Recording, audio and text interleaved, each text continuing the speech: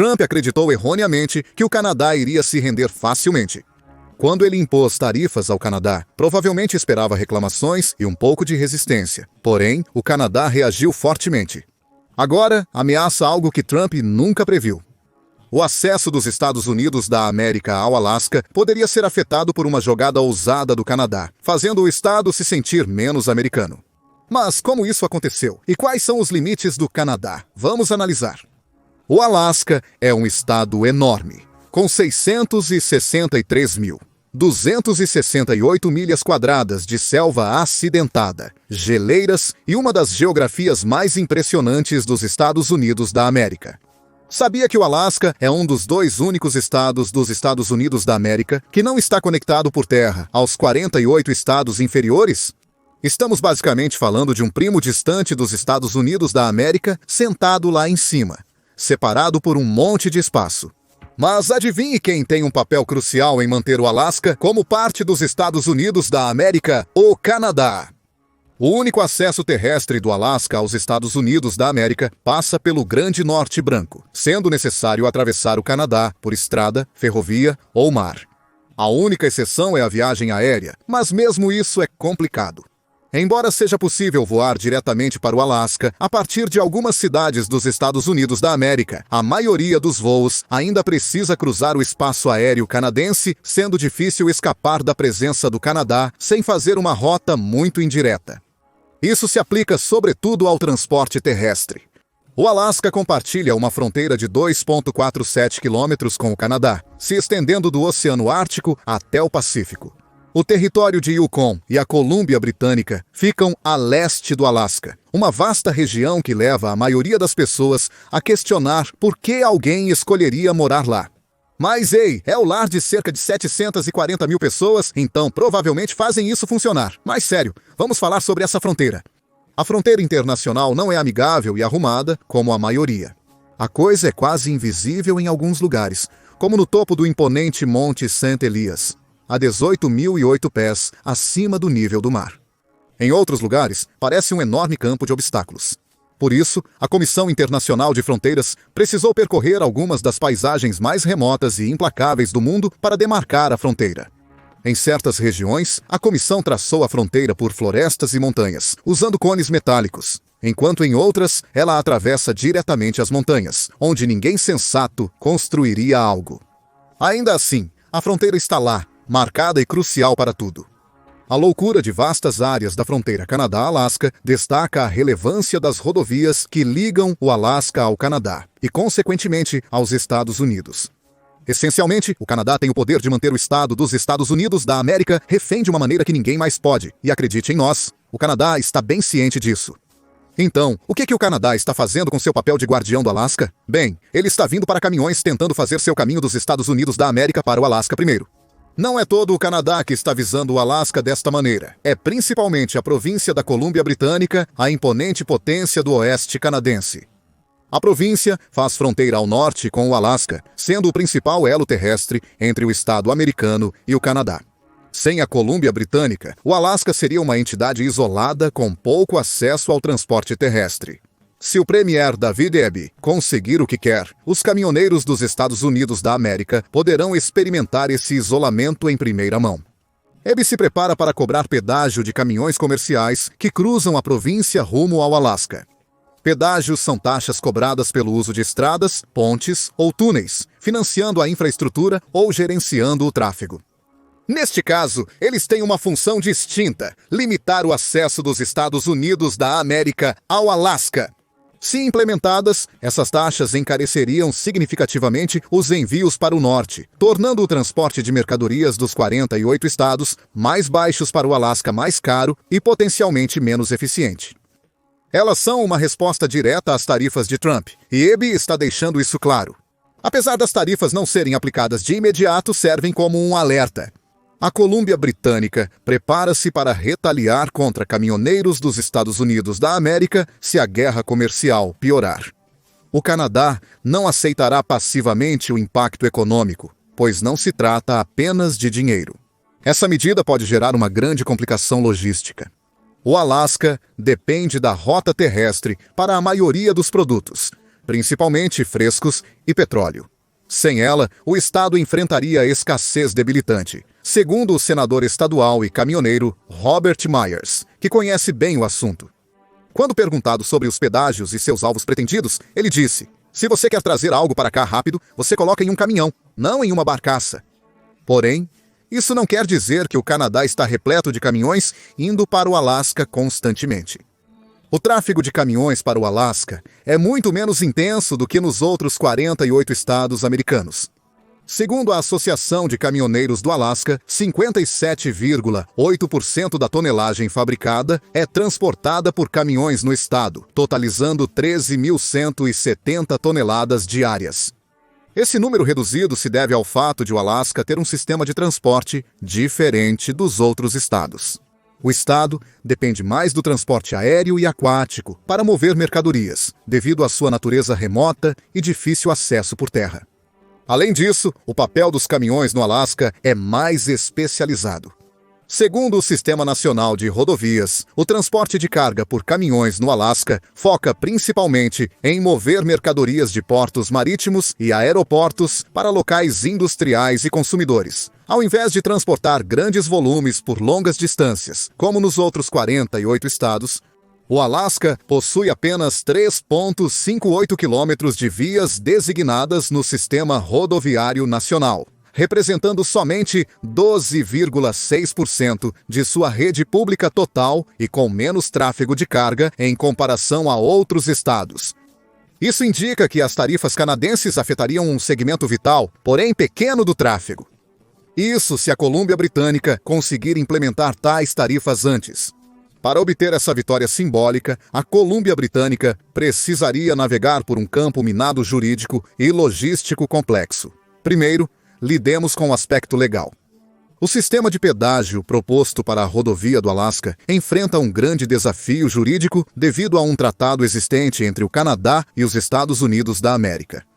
A rodovia do Alasca é uma estrada de 2.231 quilômetros que conecta o Alasca ao restante dos Estados Unidos.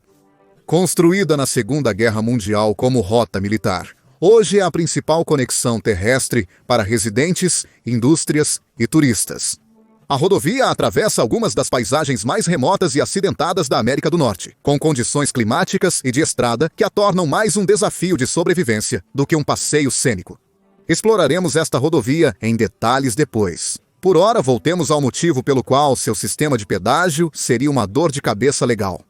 Segundo o tratado mencionado, o Canadá é proibido de impor pedágios em qualquer parte do sistema rodoviário usado para transportar mercadorias entre os Estados Unidos da América e o Alasca.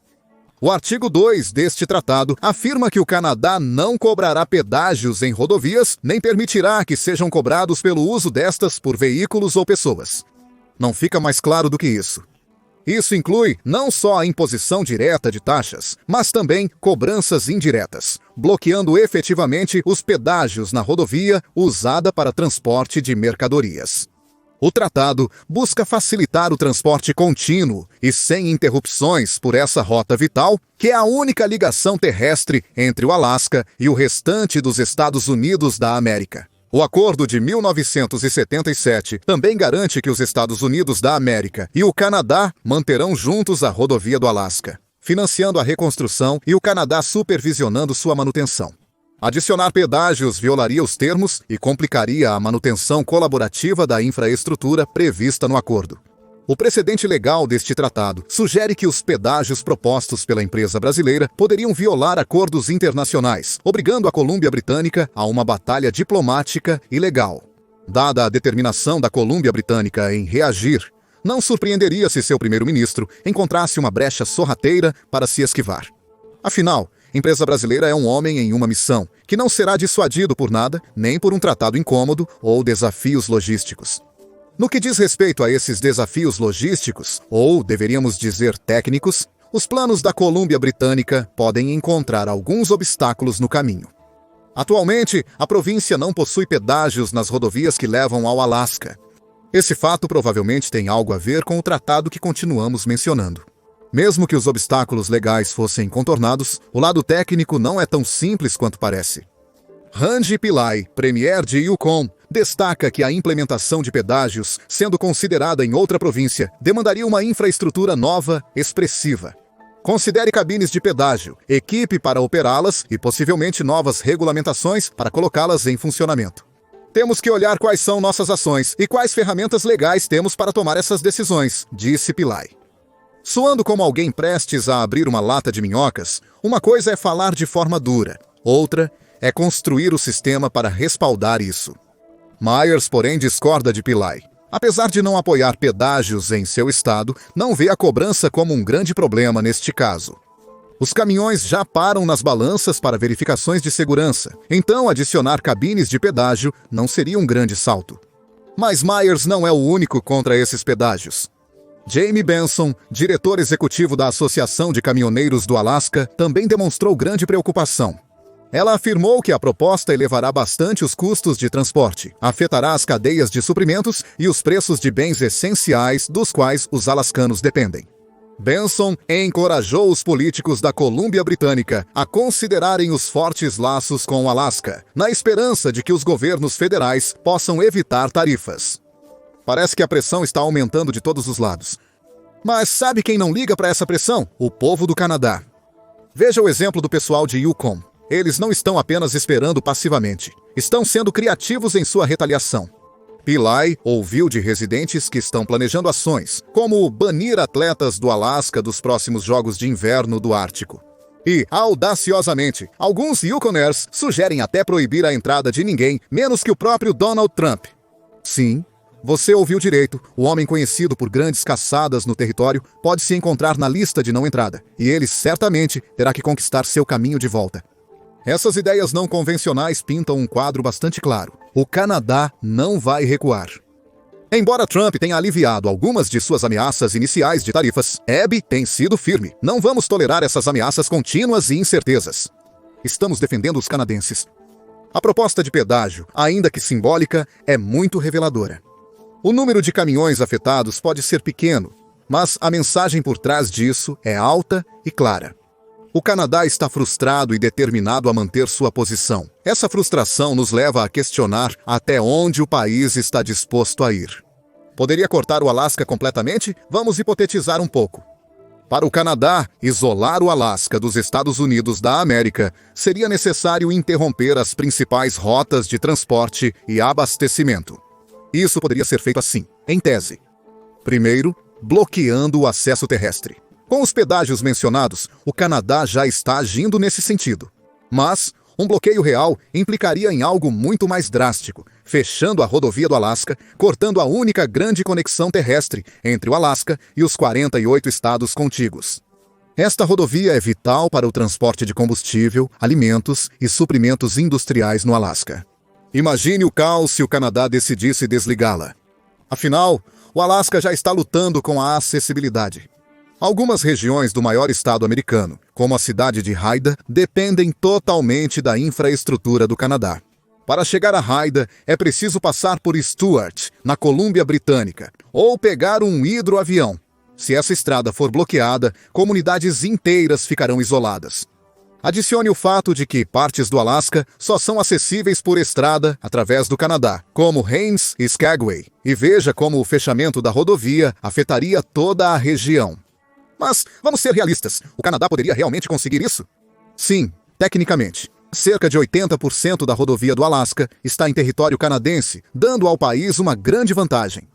Porém, bloquear essa estrada, responsável por quase todos os bens e serviços terrestres que entram e saem do Alasca, teria consequências significativas.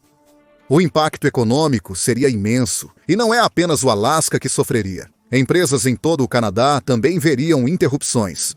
Lembre-se, o Canadá está cansado das constantes ameaças tarifárias. Fechar a principal rodovia do Alasca pode parecer extremo, mas com as tensões crescentes é uma possibilidade.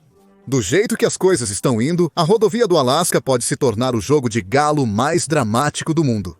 Se o Canadá quisesse pressionar, bloquear o acesso marítimo seria um divisor de águas. A passagem interior do Alasca se estende por 504 quilômetros ao longo do Pacífico, com fiordes repletos de vida selvagem, geleiras marinhas e exuberante paisagem insular. É uma beleza costeira, mas principalmente uma rota crucial para o Alasca, com mais de 90% da carga destinada ao estado sendo enviada por mar. Se o Canadá quisesse, o fechamento desta rota impactaria significativamente a logística do Alasca. Afinal, esta é a rota que embarcações tomam pelas águas canadenses para evitar as condições mais severas do mar aberto. Assim, bloquear a passagem interna obriga os navios a seguirem pela rota oceânica, um caminho mais longo, turbulento e bem menos eficiente. Não exatamente o sonho de um capitão de navio de cruzeiro. A próspera indústria de cruzeiros do Alasca depende das águas canadenses. Em 2023, um recorde de 1.065.000 passageiros de cruzeiro visitaram o sudeste do Alasca por esta rota. Se o Canadá cortar isso, o Alasca enfrentará uma crise no turismo e a indústria de cruzeiros sofreria um efeito cascata catastrófico. Cancelamentos de viagens, prejuízos financeiros e passageiros frustrados abandonados em portos canadenses. Além disso, o terminal de ferry de Prince Rupert é um importante hub de trânsito para os alascanos que viajam para o sul. Se o Canadá decidir fechar a fronteira, estarão interrompendo as conexões de viagem do Alasca para os outros estados americanos. Além disso, este terminal é o primeiro local de pré-liberação marítima do mundo, o que significa United States. A alfândega dos Estados Unidos da América faz inspeções no Canadá. Será que o Canadá tomaria atitudes tão drásticas? Novamente, não está além do campo das possibilidades. Bloquear o acesso marítimo abalaria profundamente o Alasca e os Estados Unidos da América, com consequências além das águas. O Canadá está jogando a longo prazo, e com a passagem interna e o terminal Príncipe Rupert, tem condições de causar um grande impacto. Porém, quando o assunto é transporte aéreo, as apostas são menores. O tráfego aéreo do Alasca é crucial, mas a influência do Canadá nos céus é mais um inconveniente sutil do que um caos total. Eis o que acontece. Voos comerciais e militares dos Estados Unidos da América entre o Alasca e os 48 estados continentais geralmente atravessam o espaço aéreo canadense.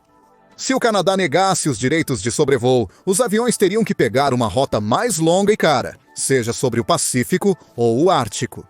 É um incômodo, certamente, mas não é um golpe tão devastador quanto outros métodos de bloqueio. Na pior das hipóteses, haverá aumento nos custos de combustível, maior complexidade logística e passageiros mais irritados, mas o impacto é menor no contexto geral. A infraestrutura aérea do Alasca ainda funcionaria, com alguns desvios a mais. O tráfego aéreo depende significativamente da coordenação com o controle de tráfego aéreo canadense. A cooperação entre as autoridades de aviação dos Estados Unidos da América e do Canadá mantém os voos fluindo de forma eficiente. Se o Canadá causasse um problema nesse sistema, haveria atrasos, mas nada catastrófico. A real interrupção viria na forma de desvios emergenciais. Aeronaves voando para ou do Alasca podem precisar pousar no Canadá em emergências durante o voo. É aí que a cooperação é crucial.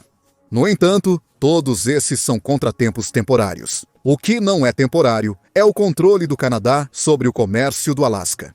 É aqui que o verdadeiro estrago poderia ser feito.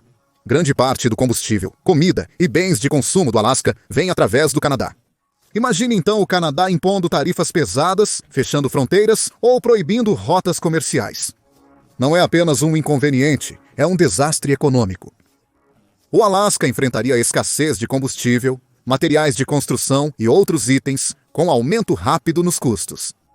O Canadá tem uma posição bastante sólida aqui, graças ao seu controle sobre os serviços de ferrovia e carga.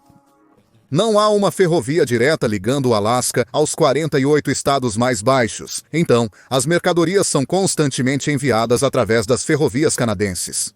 O porto de Vancouver é um centro crítico, processando boa parte dos envios de e para o Alasca. De comida a combustível, tudo passa pelos portos e ferrovias canadenses antes de chegar ao seu destino. Sem isso, o sistema logístico do Alasca entraria em colapso. Mas isso não é uma via de mão única. Anualmente, o comércio entre o Alasca e o Canadá ultrapassa $1 bilhão. O Alasca exporta cerca de 596 milhões para o Canadá, enquanto importa 753 milhões em mercadorias. Isso significa que a economia do Canadá também sofreria. Apesar das medidas do país para reduzir a dependência dos Estados Unidos da América, esse tipo de perturbação econômica ainda seria muito dolorosa. Esse não seria o verdadeiro custo de um bloqueio no Alasca. O real custo recai sobre as pessoas, famílias e pequenas cidades que dependem do intercâmbio transfronteiriço para sobreviver. Segundo dados recentes, o comércio com o Canadá mantém mais de 20 mil empregos apenas no Alasca. Isso se soma aos 4.350 funcionários de empresas canadenses no Alasca. Esses não são apenas números numa página. Famílias dependem desse salário para se alimentar e pagar contas. Sem o comércio, seus meios de subsistência estão ameaçados. Segundo um líder local, a pessoa comum não se beneficia disso. Apenas os cidadãos arcam com esse custo. Com isso em mente, você acha que o Canadá passaria por um bloqueio total do Alasca? Quanta pressão seria necessária para você tomar medidas tão drásticas? E qual você acha que seria a resposta dos Estados Unidos da América para os pedágios propostos e para um bloqueio mais drástico? Compartilhe suas ideias na seção de comentários abaixo.